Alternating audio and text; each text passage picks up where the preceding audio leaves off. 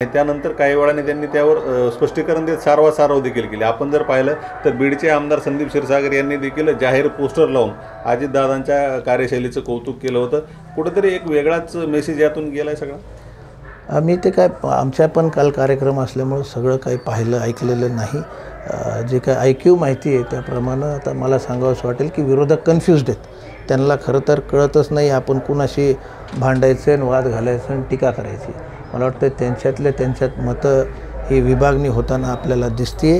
कारण का असे चेहरे जे बीडकरांना नको आहेत हे समोरच्या पार्टीकडून असले उमेदवार आलेले आहेत। त्याच्यात काहीच जरी सर्वेचे नावं घेतले असले तरी कसलाच सर्वे झालेला नाही आणि रिसर्वे करायची जर वेळ आली तर काय उमेदवार दिले त्यांचं काय बॅकग्राऊंड आहे कशामुळे दिले असं जर रिअल ॲक्च्युअल सर्वे झाला तर हे उमेदवार काय आहेत ह्याचा पत्ता सगळ्याला लागेल आणि निवडणुकीत तर हे पुढच्या 15 दिवसात दिसूनच येणार। मी या पक्षाला विचारलं ते म्हणतात भाजपसोबतच आमची लढाई आहे। भाजप आतापर्यंत बीडमध्ये नव्हताच पण तुमचा चेहरा आल्यानंतर एक चर्चा आहे। भाजपामध्ये तसा वॅक्यूम होता आणि खरं तर आम्ही महायुतीसाठी पंकजाताई आणि सेनेच्या नेत्यांशी चर्चा करत होतो पण अशी परिस्थिती येईल हे आम्हालाही वाटत नव्हतं आणि त्यातून इथं वॅक्यूम होता। मलाही पक्षांतर्गत अडचणी होत्या। आदरणीय ताईंचे माझे असेसुद्धा घरगुती संबंध आहेत आणि त्यांचं नेतृत्व हे आम्हाला मान्यच आहे। त्या सरळ नेते आहेत, काम करण्याची संधी देत आहेत। तिथं पक्षामध्ये आपल्यावरच कुरघोडी होती आहे आणि ह्याला नेते खतपाणी घालत जर असतील तर असे पक्ष चालत नसतात।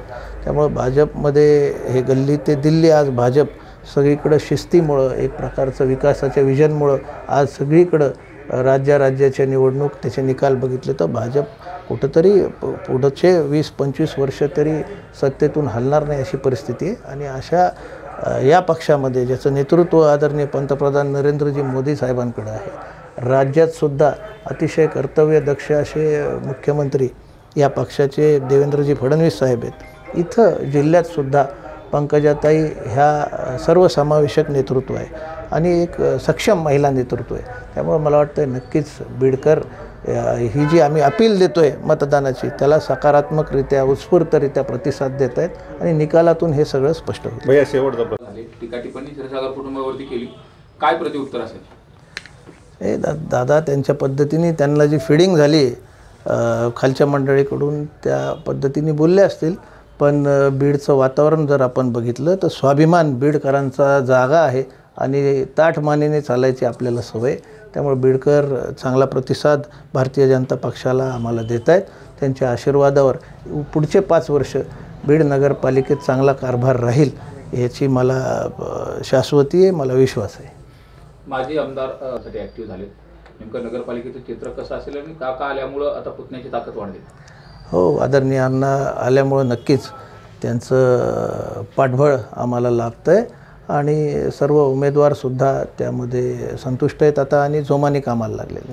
कुणाकुणाची सभा होणार आहे आगामी कालावधीमध्ये? मुख्यमंत्र्यांची सभा होण्याची देखील शक्यता आहे? आता आज सगळा शेड्यूल येईल पण उद्या पंकजाताई आदरणीय नामदार ह्या आमच्या नेत्या आहेत त्या बीडला येतील।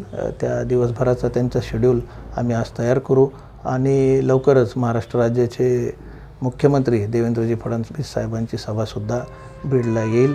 ती पण तारीख आणि वेळ आपल्याला सर्वांना कळवू। 35 वर्षामध्ये काय केलं असा आरोप देखील अजितदादांनी काल केला। 35 वर्षांमध्ये जे केलं आहे ते लोकांसमोर आहे। 35 वर्षात 7 वेळा निवडणुका होतात आणि त्या निवडणुकीत गेल्या 5 वर्षात काय केलं आणि पुढच्या 5 वर्षात आपण काय करणार आहेत याचं विजन आपल्याला लोकांसमोर ठेवावं लागतं आणि तो विश्वास लोकांमध्ये असल्यामुळंच 80-90% सीट हे आपले नेहमी लोकांनी निवडून दिलेले आहेत आणि 35 वर्षात काय केलं हे बीडची जनता येणाऱ्या निवडणुकीत दाखवून देईल। भैया अजित पवार असं म्हणाले की असा देखील सवाल त्यांनी उपस्थित केला।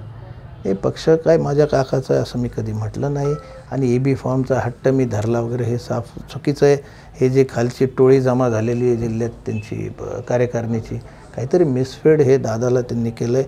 मी दादांना स्वतः बोलण्याचा या बाबतीत प्रयत्न केला होता। त्यांच्या व्यस्त शेड्यूलमध्ये माझं काही सविस्तर बोलणं झालं नाही किंवा त्यांनीसुद्धा तशी विचारणा मला काही केली नाही। आता त्यांना प्रीफीड आधी कोणी केला असेल आणि त्यातून आधीच तुम्ही काही डिसिजन घेऊन ठेवले असतील तर मी त्याच्यात काय करू शकत नाही। पक्ष हा माझा नाही त्यांच्याच काकांचा आहे आणि तो ते व्यवस्थित सांभाळावा त्यांनी। आणि खालच्या लोकांचं काय जे म्हणणं येतं आहे त्याची शहानिशा करावी, म्हणजे त्यांना सत्य परिस्थिती काय ती कळून येईल. भैया त्यांची यंत्रणा आपल्यासोबत आहे आज. हो नक्कीच, त्यांचं आशीर्वाद आणि त्यांनी जो समाजकारणात राजकारणात आम्हाला दाखवलेला मार्ग आहे त्याच्यावरच आम्ही चालतो आणि त्यांच्यासोबतची सगळी मंडळी ही आज माझ्यासोबत आहे.